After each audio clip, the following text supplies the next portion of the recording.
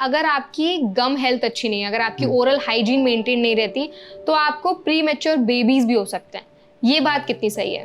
ये बात सही है, और सिर्फ प्रीमैच्योर बेबीज़ की बात नहीं है। डायबिटीज़ का इंसिडेंस हायर है with gum disease, cardiac issues, heart related elements, even Alzheimer's disease. कैसे लिंक्ड है ये क्रॉनिक इन्फ्लेमेशन की बात है बेसिकली, और थोड़ा टॉक्सिन्स और बैक्टीरिया की भी बात है। अगर माउथ हेल्दी नहीं है तो बैक्टीरिया एंड टॉक्सिन्स बहुत ईजिली ब्लड के रूट से ट्रैवल कर जाते हैं। It's a portal to the system. वो बॉडी में आप उसको एंट्री दे रहे हैं उन चीज़ों को। जैसे स्किन कट जाती है तो स्किन को तो आप कवर कर लेते हैं या वो हील अप कर जाता है, बट ब्लीडिंग गम्स हैं या वो एरियाज एक्सपोज्ड हैं तो बहुत ईजिली बैक्टीरीमिया, माइल्ड बैक्टीरीमिया बहुत ईजिली आपके दांतों से, मसूड़े से आपके ब्लड स्ट्रीम में चला जाता है। ओके। बहुत से लोगों को ना दांतों में खून भी निकलता है, उसकी भी प्रॉब्लम होती है, वो क्यों होता है? गम इन्फ्लेमेशन, मसूड़ों की सूजन, और अच्छा। उसका प्राइमरी जो कल्प्रिट है, जो कॉज है, वो प्लाक है। प्लाक क्या होता है? प्लाक एक फिल्म है, बैक्टीरियल फिल्म है जो दांतों के ऊपर बन जाती है। थिन फिल्म होती है जो ऐसे दिखती नहीं है। कुछ डिस्क्लोजिंग एजेंट्स से उसको देखा जा सकता है, बट वैसे आपको नहीं दिखती, बट 12 आवर्स में एक प्लाक की लेयर दांतों पे बन जाती है। और उसमें बैक्टीरिया होते हैं, उसमें बैक्टीरियल कॉलोनीज होती हैं, वो टॉक्सिन्स भी होते हैं जो गम्स को इरिटेट करते हैं, इन्फ्लेम करते हैं। तो प्लाक कंट्रोल एडिक्वेट रहेगा, सही रहेगा, तो गम इन्फ्लेमेशन से बच सकते हैं। अगर नहीं होगा तो प्लाक की वजह से गम्स अनहेल्दी होंगे, गम्स सूज जाएंगे। इन्फ्लेमेशन बॉडी का एक रेस्पॉन्स है to any kind of injury. तो अगर गम्स सूज रहे हैं तो वो भी एक इंजरी का रेस्पॉन्स है। ओके। डॉक्टर, मुझे आपसे ये जानना था कि जो अगर किसी की ओरल हाइजीन अच्छी नहीं, ओरल हेल्थ अच्छी नहीं है, उसके क्या क्या सिम्टम्स होते हैं, कैसे पहचाना जाए? मतलब पेशेंट के लेवल पे या पेशेंट के लेवल पे? कुछ कॉमन चीज़ें हैं, जैसे बैड ब्रेथ है। बैड ब्रेथ एक बहुत इजी साइन है, अदर्स कैन नोटिस। आपको पता चलता है, दूसरों को भी पता चलता है। और bleeding gums, bleeding during brushing या स्पॉन्टेनियस ब्लीडिंग, वो भी हो सकता है। खाना फंसना, कैविटीज़, ये चीज़ें हैं जो इजीली नोटिस हो सकती हैं। पेन तो ऑब्वियसली नोटिस हो सकता है। पेन है तो आपको कंसर्न होता है कि क्यों पेन हो रहा है, कैविटी हो गई है या मसूड़ों की दिक्कत है, क्या है, तो ये चीज़ें नोटिस हो जाती हैं। आपको लगता है लाइफस्टाइल का बहुत इंपॉर्टेंट रोल है इन सारी चीज़ों में? हाँ, मेजर रोल है। मेजर रोल है। इट्स जैसे आप ओरल हाइजीन बहुत अच्छी नहीं मेंटेन कर पा रहे हैं, या फूड इनटेक उस तरह का नहीं है, हेल्दी फूड नहीं है, तो वो चीज़ें इम्पैक्ट करती हैं। कोल्ड ड्रिंक्स वगैरह कंज्यूम करने से भी दांतों पे असर पड़ता है? कोल्ड ड्रिंक्स में एसिड का कंपोनेंट होता है, काफ़ी सारा फॉस्फोरिक एसिड होता है, और ये एनामल को सॉफन करता है, एनामल को वीकन करता है, डिज़ोल्व भी कर देता है।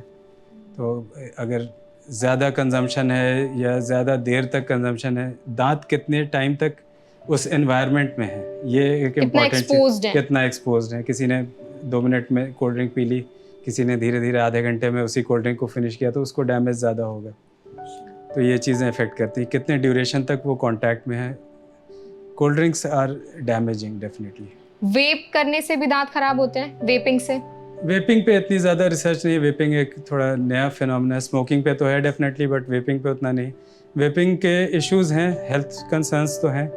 लंग्स पे बहुत इफ़ेक्ट है उसका, लंग्स स्कारिंग एंड ऑल, ये सब है, बट ओरल हेल्थ पे अभी इतने ज़्यादा कोई स्टडीज़ नहीं है। और जो लोग स्मोकिंग, आपने बोला कि स्मोकिंग की वजह से होता है, जो लोग स्मोकिंग करते हैं या अल्कोहल कंज्यूम करते हैं, उनके दांत किस हद तक खराब हो सकते हैं? स्मोकिंग तो डायरेक्टली रिलेटेड है to gum health, to gum disease, gingivitis, gum inflammation, periodontitis, जो मसूड़ों के जो दिक्कतें हैं, उससे तो बिल्कुल डायरेक्टली लिंक्ड है। और दूसरे कंसर्न्स तो हैं ही ऑब्वियसली, जो टोबैको यूज़, तंबाकू के इस्तेमाल से जो चीज़ें रिलेटेड हैं, कैंसर्स एंड ऑल, वो तो है ही। तो जो लोग टोबैको या फिर जो अल्कोहल कंज्यूम करते हैं, उनको ओरल कैंसर हो सकता है? उसका तो डायरेक्ट लिंक है, मतलब ये तो प्राइमरी कॉज है। और इंडिया में तो मुझे लगता है कि सबसे ज़्यादा अगर कैंसर्स हैं तो ओरल कैंसर्स हैं, और टोबैको सबसे बड़ा कल्प्रिट है।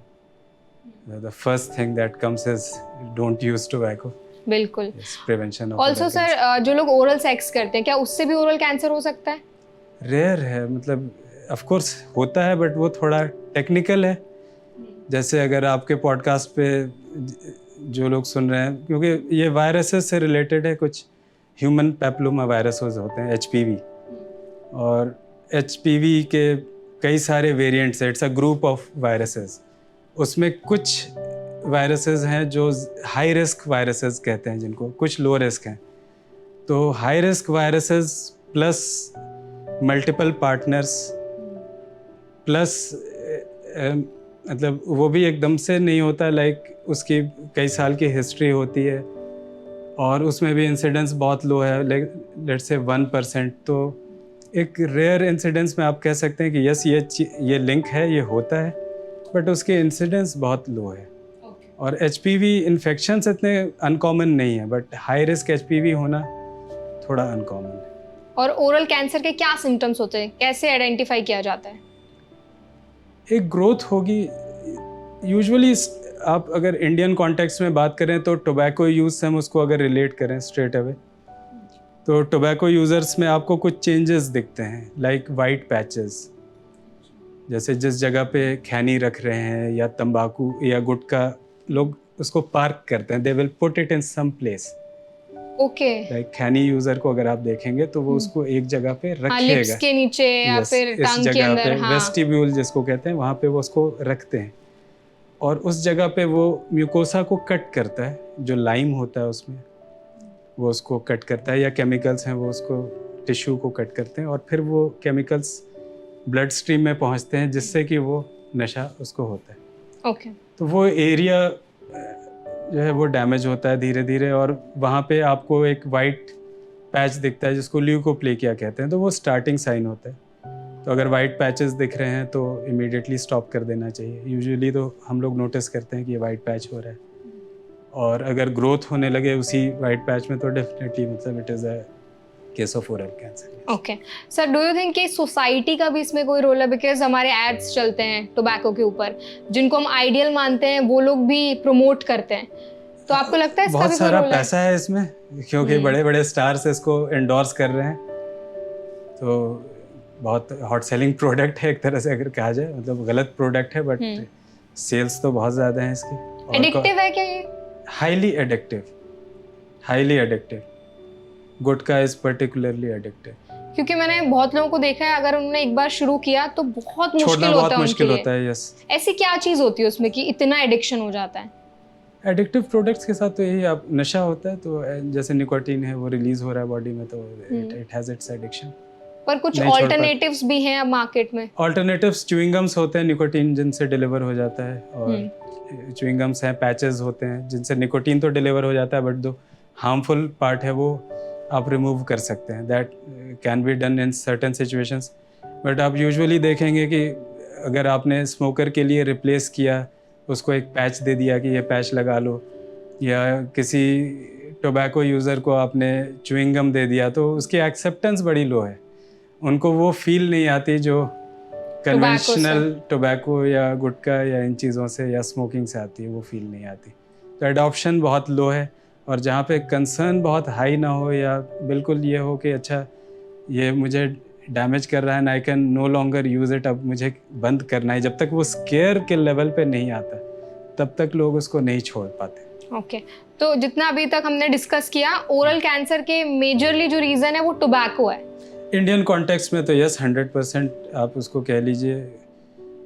अगर हम इस पॉडकास्ट के लेवल पे अगर हम कहें कि एक जो हमारी रीच है जिन ऑडियंस के लिए, तो टोबैको तो प्राइमरी है, और हम जिस एरिया में हैं वहाँ पे भी प्राइमरी है, लाइक वेस्टर्न यूपी बहुत हाई कंजम्पशन है of gutkha and tobacco products, बहुत ज़्यादा है। और भी कॉजेज़ हैं, अल्कोहल भी है, कंट्रीब्यूटर है।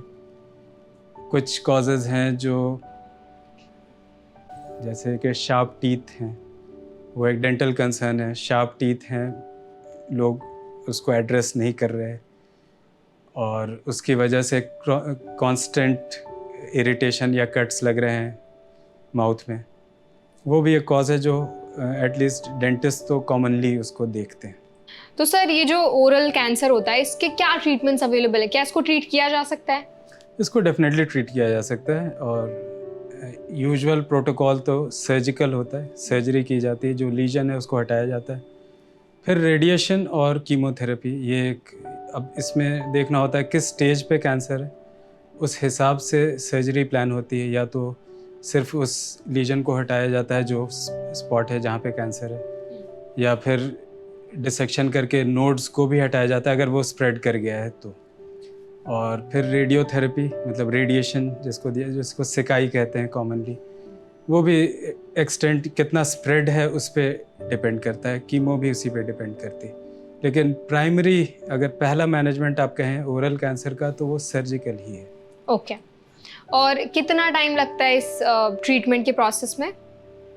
सर्जिकल तो सिंगल सेशन ही होता है, उसके बाद फिर रिकवरी होती है। रिकवरी में कितना टाइम लगता है? ये एक्सटेंट ऑफ द लीजन पे ही डिपेंड करेगा। सिंपल सर्जरीज भी हो सकती हैं, अगर बहुत एक लोकल साइट है और उसको बस हटा दिया गया तो वो तो बहुत बेसिक रिकवरी है। अगर कुछ कमांडो सर्जरीज होती हैं 8-8 घंटे चलती हैं तो वहाँ पे तो फिर रिकवरीज में बहुत टाइम लगता है। और उसके बाद फिर ये देखा जाता है कि कितना एक्सटेंट था, लिम्फ नोड्स तक चला गया है, मेटास्टैसिस है, ये सब बहुत सी उसमें, ये तो बहुत टेक्निकल हो जाता है उस लेवल पे, काफ़ी टेक्निकल है। और it can be from just one surgical session, और या फिर इवन 6 मंथ्स भी लग सकते हैं। कीमोथेरेपी के, रेडियोथेरेपी के कई सेशंस की ज़रूरत भी पड़ सकती है।